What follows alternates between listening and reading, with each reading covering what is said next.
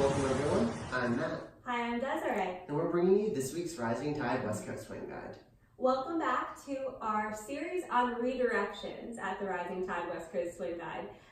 We know that if we dance West Coast Swing Dance, we dance with a lot of redirections. Everything from our basic anchor into the one, our whip, our sugar push has a ton of redirections in it, but we want to take some variations further to play more with our redirections.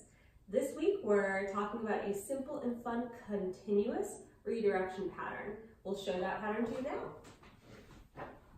1, 2, 3, and 4, 5, and 2, 3, and 4, 5, and 2, 3, and 4, 5, and 2, 3, and 4, 5, and 6.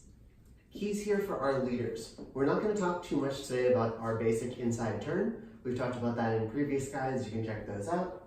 As we're doing this inside turn, once I see Desiree's back, I'm going to place the back of my hand there so that her shoulder blade rolls into this nice closed position. This is count 4.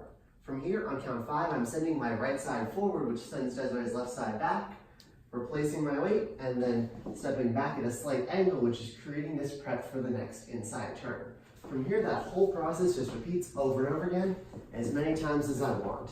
Note how close I'm keeping Desiree throughout this so that we don't get too overextended on those rock and goes. And for our followers, first I'm remembering where my lead comes from. So if we get into this closed position and we do our rock and go,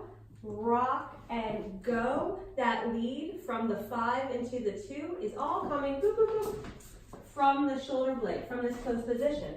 After that point, though, if we do the rock and go, I am stretching away past the count of 2 and connecting with the lead in the inside turn.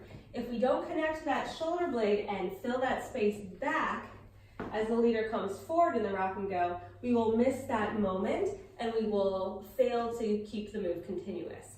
A final tip for our followers, because this, if you could leave me in a few of them, Matt, please.